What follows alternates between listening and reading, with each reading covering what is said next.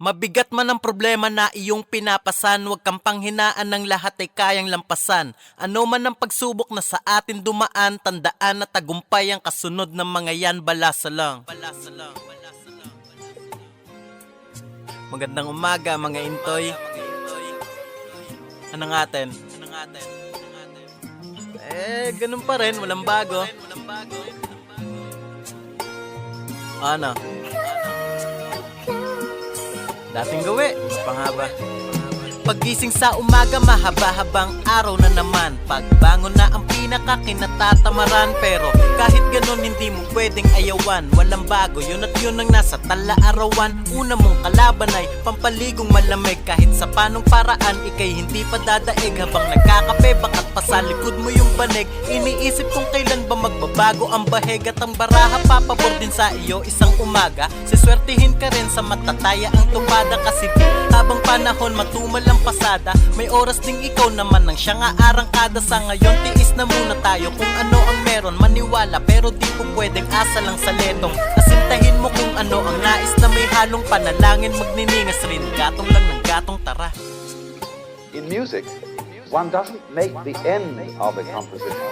If that was so, the best conductors would be those who played fastest. People go to concerts just to hear one crashing chord, because that's the end. Same way in dancing. You don't aim at a particular spot in the room. That's where you should arrive.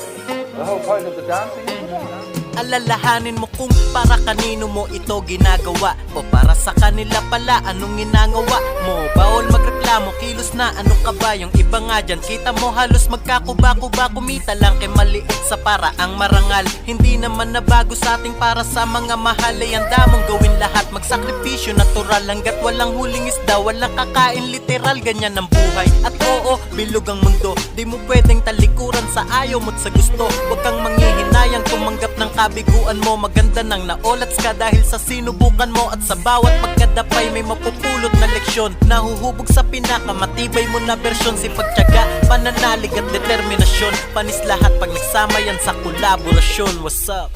you breathe pretty much by itself. You don't have voluntary control over these things. So we say it happens spontaneously. So when you go to sleep and you try to go to sleep, you interfere with the spontaneous process of going to sleep. Try to breathe, real hard. And you find you get balled up in your breathing. You've got to let go. And let it happen.